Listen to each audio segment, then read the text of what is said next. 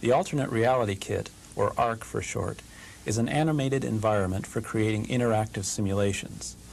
I'll be presenting an informal overview of the user interface. ARC is being implemented in the Smalltalk 80 programming environment and runs on a computer with a mouse and a high-resolution bitmap display.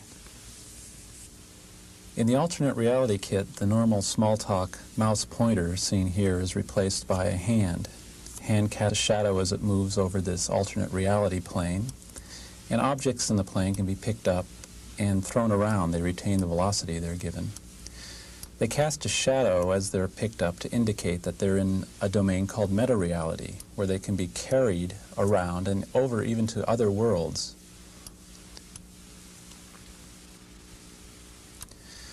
Let's look here at these two special kinds of objects. They're called interactors. They represent an interaction law of the environment like gravity or some law such as motion.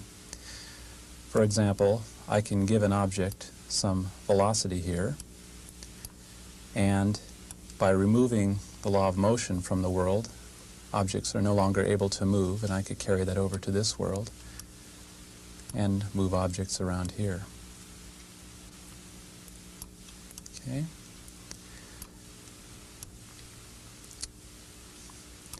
One of the important ways for communicating with objects in the Alternate Reality Kit is with these button things. Here's an on-off button that will turn off the law of motion. Once again, we can no longer have a connection between an object's velocity and its position when the law of motion is off.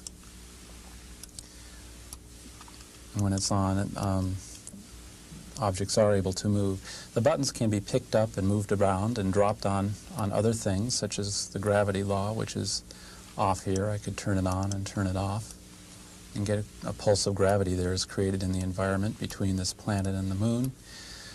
Buttons, when dropped on objects that don't understand the message, just fall right through. They do not stick to the surface of the object, and that prevents a certain class of semantic errors. One of the more important messages for creating new objects is the Xerox button, and that will enable us to make copies of objects, and we could create a new law of motion so that we are not only able to move objects in this environment, but to go over into this world and move objects there.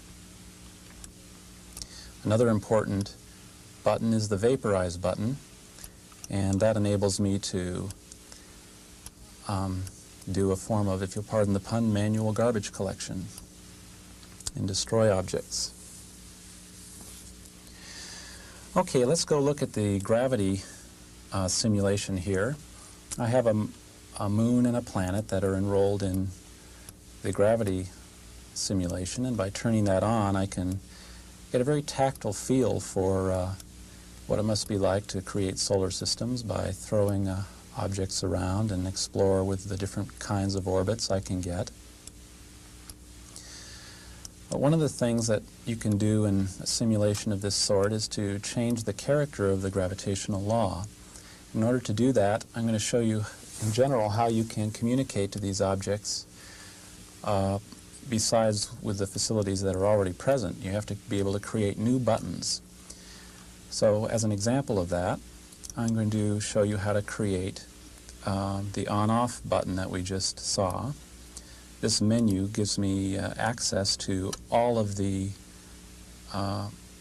messages that this object understands. And here is an on-off button. Now actually this is a remote button. You can see that it's somewhat different than the on-off button, but here's the button and it's being connected to this remote center where I can send the message indirectly.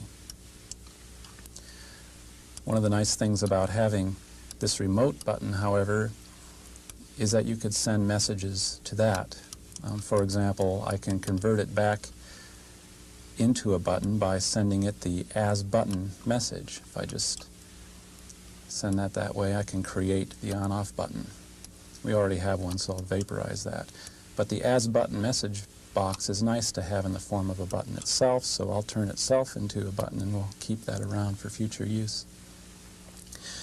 Back to the problem of trying to change the character of gravity, one of the things you might try to do is change the overall strength of the law of gravity by changing Newton's gravitational constant G.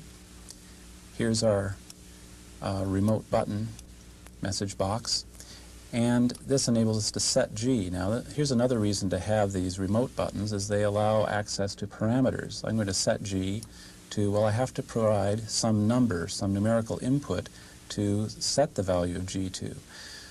So in order to get a number, I'm going to go over to the other world and get a slider switch that will allow me to create new numbers. This icon is an important object in the world, in that it enables me to create new objects.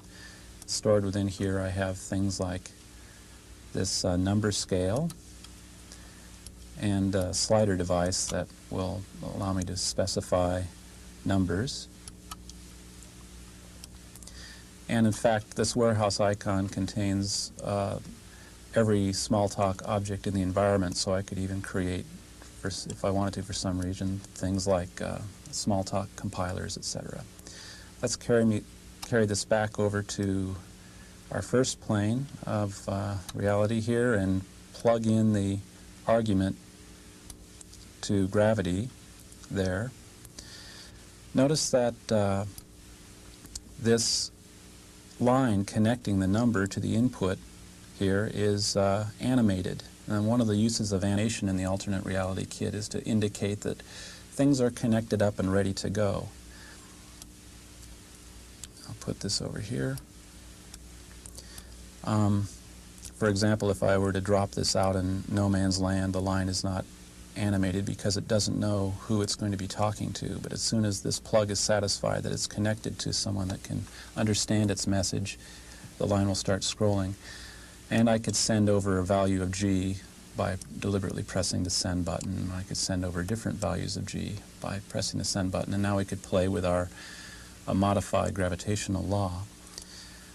One of the buttons that's useful is this toggle permasend button, which puts this message box thing into permasend mode. What that does is essentially establish a one-way constraint between the number here and the value of G internal to the gravity simulation. And now as I slide this around, the value of G is continuously updated within the law of gravity. And in fact, it's possible to dynamically adjust orbits. For example, try to pull that in a little tighter because it seems to be escaping, and oops, that might be too much. And play around in a fashion that's completely outside the character of the physical world. I have a special mouse button chording possibility that allows me to vaporize objects just by holding on to them and pressing that. And I'm going to finally show you one other simulation. Let's go over to the other world, and I'm going to create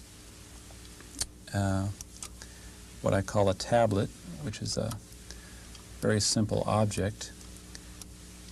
Carry that back here. And tablets can do things like eject markers. I'll create 2 of them. A marker is simply a device that allows me to draw around on it. And I can naturally do things like erase. I'll turn that into a button.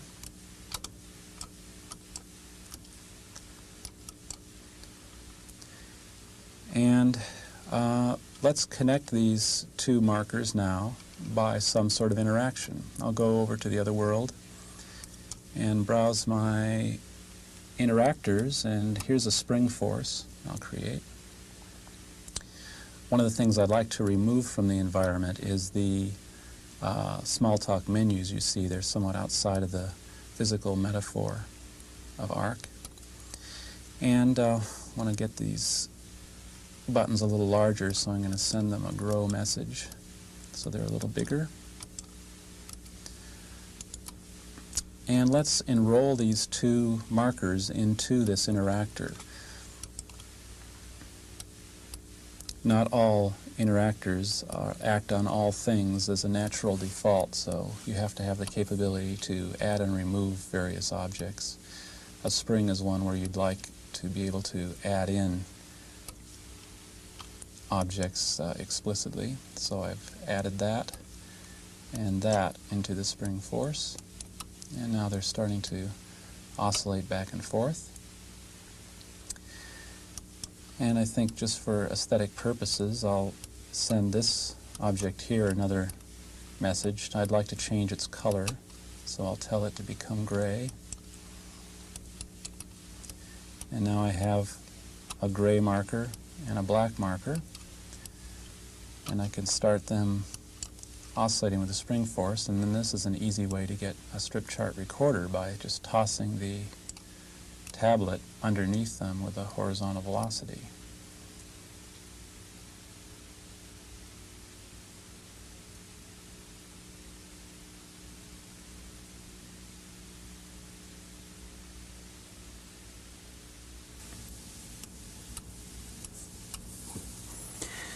This has been a brief overview of the user interface on the alternate reality kit.